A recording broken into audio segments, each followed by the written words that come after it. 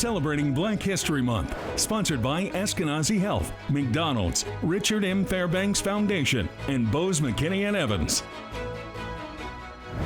Which TV celebrates Black history and the current needs of a 125-year-old nonprofit. Flanner House is described as an epicenter of support, starting in the days of the Great Migration. Thousands of African Americans moved north in the years after slavery, and many settled right here in Indianapolis. News 8's multicultural reporter Katira Winfrey shows us how the organization continues to fulfill a vital role. The Flanner House started as a tool to promote the social, moral, and physical well-being in the African American community.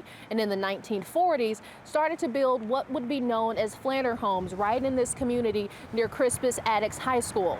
Now, many Black soldiers weren't able to cash in on the GI Bill, but many who did found their place right here in this area.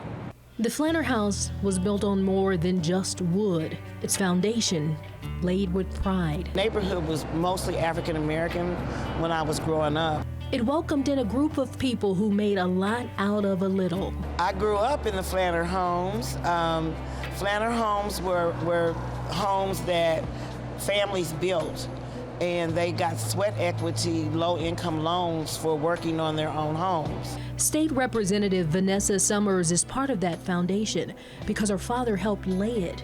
Like many others between the 1930s and the 1950s, helped build the family home with sweat equity. She reflects on the joys of her youth. If there were 20 kids on our street all day long, that was just how it went. Today, she walks in her father's shoes, holding his former seat in the State House while living on the same block. Dad got it before they passed. They made arrangements to hand it over to him. So my sister lives in our house that I grew up in, and I live in my godparents' house, and we share a driveway. The Flanner House opened its doors in 1898, focused on servicing a growing population of Black people who'd migrated north from southern states, some who'd been formerly enslaved, focused on moving people out of positions of crisis and vulnerability to positions of self-reliance, self-sufficiency. Fleeing the South, they got here, and while things weren't necessarily great here, they were better than where they had come from, so folks began to settle. And there were liberal, open-minded, very progressive white folks who saw what was happening and were outraged by it. One of whom happened to be the wife of Frank Flanner. Initially, it served as sort of a community center offering training, education, food co-ops, and much more. It evolved into Flanner Homes Incorporated. Less than 10% of all of the Black men who enlisted to serve during World War II, who were promised the benefits of the GI Bill, actually got them. Less than 10%. About 80% of all of the Black folks who did get them actually got them here in Indianapolis because of the work of Flanner House. Brandon Cosby is the current executive director. This is the Colton Street location, so Was that the first location? This was the very first location in 1898. Flanner House was built on the idea that we'd reach a place of solvency for the social challenges, institutional and systemic racism. And that pattern of work continues in the following decades as that goal hasn't been reached. Quite frequently, when I'm asked to come and speak places, I say the beautiful thing about Flanner House is that we have been in the business of meeting the unmet needs of the Black community for 125 years.